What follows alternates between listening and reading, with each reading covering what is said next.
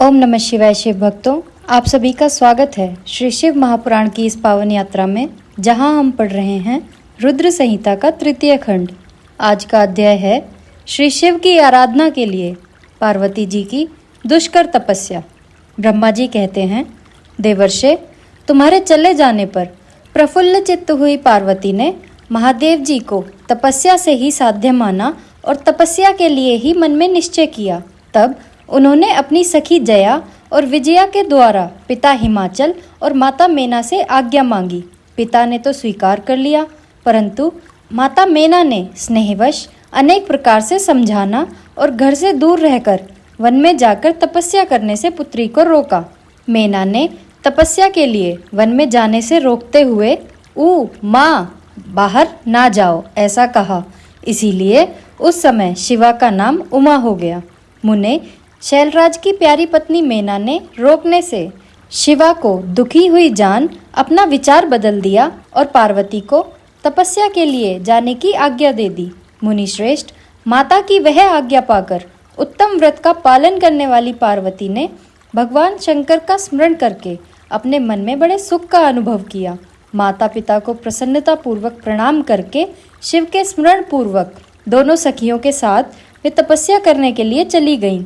अनेक प्रकार के प्रिय वस्त्रों का परित्याग करके पार्वती ने कटी प्रदेश में सुंदर मूंज की मेखला बांध शीघ्र ही वल्कल धारण कर लिए।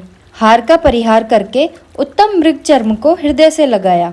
तत्पश्चात वे तपस्या के लिए गंगोत्री तीर्थ को चली, जहाँ ध्यान लगाते हुए भगवान शंकर ने कामदेव को दग्ध किया था। हिमालय का वह शिखर गंगा अवतरण के नाम से प्रसिद्ध है। वहीं परम उत्तम श्रृंगी तीर्थ में पार्वती ने तपस्या प्रारंभ की। गौरी के तप करने से ही उसका गौरी शिखर नाम हो गया। मुने शिवा ने अपने तप की परीक्षा के लिए वहां बहुत से सुंदर एवं पवित्र वृक्ष लगाए जो फल देने वाले थे। सुंदर पार्वती ने पहले भूमि शुद्ध करके वहां एक वेदी का निर्माण किया। तदंतर ऐसी तपस्या प्रारंभ की जो मुनियों के लिए भी दुष्कर थी। वे मन सहित संपूर्ण इंद्रियों को शीघ्र ही काबू में करके उस वेदी पर उच्च कोटि की तपस्या करने लगी। ग्रीष्म ऋतु में अपने चारों ओर दिन रात आग जलाए रखकर वे बीच में बैठती और निरंतर पंचाक्षर मंत्र का जप करती रहती थी। वर्षा ऋतु में वेदी पर सुस्थिर आसन से बैठकर अथवा किसी पत्थर की चट्टान पर ही आसन लगाकर वे निरंतर वर्षा की जलधारा से भीगती रहती थी। शीतकाल में निराहार रहकर भगवान शंकर के भजन में तत्पर हो वे सदा शीतल जल के भीतर खड़ी रहती और रात भर बर्फ की चट्टानों पर बैठा करती थी। इस प्रकार तप करती हुई पंचाक्षर मंत्र के जप में संलग्न हो शिवा संपूर्ण मनोवांछित फलों के दाता शिव का ध्यान करती थी। प्रतिदिन अवकाश मिलने पर वे सखियों के साथ अपने लगाए हुए वृक्षों को प्रसन्नता पूर्वक सींचती और वहां पधारे हुए अतिथि का आतिथ्य सत्कार भी करती थी। शुद्ध चित्त वाली पार्वती ने प्रचंड आंधी, कड़ाके की सर्दी, अनेक प्रकार की वर्षा और दुस्सह धूप का भी सेवन किया। उनके ऊपर वहां नाना प्रकार के दुख आए, परंतु उन्होंने उन सबको नहीं गिना। मुने वे केवल शिव में मन लगाकर वहां सुस्थिर भाव से खड़ी या बैठी रहती थी। उनका पहला वर्ष फलाहार में बीता और दूसरा वर्ष उन्होंने केवल पत्ते चबाकर बिताया। इस तरह तपस्या करती हुई देवी पार्वती ने क्रमशः असंख्य वर्ष व्यतीत कर दिए। तदंतर हिमवान की पुत्री शिवा देवी पत्ते खाना भी छोड़कर सर्वथा निराहार रहने लगी, तो भी तपश्चर्या में उनका अनुराग बढ़ता ही गया। हिमाचल पुत्री शिवा ने भोजन के लिए पर्ण का भी परित्याग कर दिया था, इसीलिए देवताओं ने उनका नाम अपर्णा रख दिया। इसके बाद पार्वती भगवान शिव के स्मरण पूर्वक एक पैर से खड़ी हो पंचाक्षर मंत्र का जप करती हुई बड़ी भारी तपस्या करने लगी। उनके अंग चीर और वल्कल से ढके थे। वे मस्तक पर जटाओं का समूह धारण किए रहती थीं। इस प्रकार शिव के चिंतन में लगी हुई पार्वती ने अपनी तपस्या के द्वारा मुनियों को जीत लिया। उस तपोवन में महेश्वर के चिंतन पूर्वक तपस्या करती हुई काली के 3000 वर्ष बीत गए।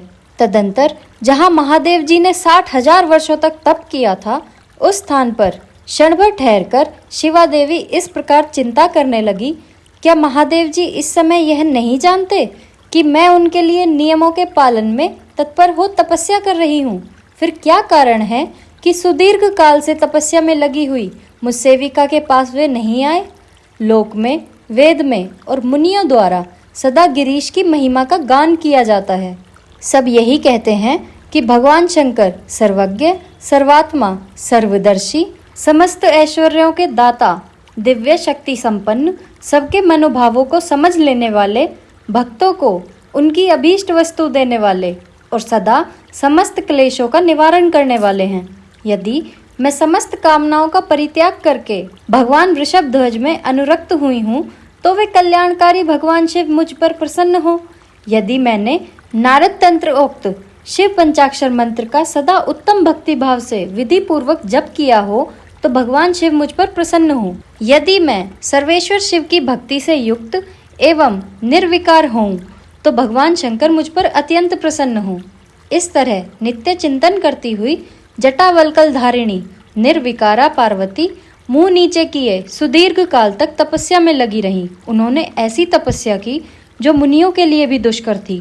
वहां उस तपस्या का स्मरण करके पुरुषों को बड़ा विस्मय हुआ। महर्षि, पार्वती की तपस्या का जो प्रभाव पड़ा था, उसे भी इस समय सुनो। जगदम्बा पार्वती का वह महान तप परम आश्चर्यजनक था। जो स्वभावतः एक दूसरे के विरोधी थे, ऐसे प्राणी भी उस आश्रम के पास जाकर उनकी तपस्या के प्रभाव से विरोध रहित हो जाते थे। सिंह और गऊ आदि सदा राग आदि दोषों से संयुक्त रहने वाले पशु भी पार्वती के तप की महिमा से वहां परस्पर बाधा नहीं पहुंचाते थे। मुनिश्रेष्ठ, इनके अतिरिक्त जो स्वभावतः एक दूसरे के वैरी हैं, वे चूहे, बिल्ली आदि दूसरे जीव भी उस आश्रम पर कभी रोष आदि विकारों से युक्त नहीं होते थे। वहां के सभी वृक्षों में सदा फल लगे रहते थे। भांति भांति के तृण और विचित्र पुष्प उस वन की शोभा बढ़ाते थे। वहां का सारा वन प्रांत कैलाश के समान हो गया। पार्वती के तप की सिद्धि का साकार रूप बन गया। हमारा यह अध्याय यहीं समाप्त होता है। कल हम पढ़ेंगे पार्वती की कठोर तपस्या देखकर समस्त देवताओं का भगवान शिव के स्थान पर जाना। आपको यह वीडियो कैसा लगा हमें कमेंट सेक्शन में ज़रूर बताएं। वीडियो को लाइक और चैनल को सब्सक्राइब करना ना भूलें। इससे हमें इस ज्ञान को दूसरों तक पहुंचाने में मदद मिलती है। हर हर महादेव।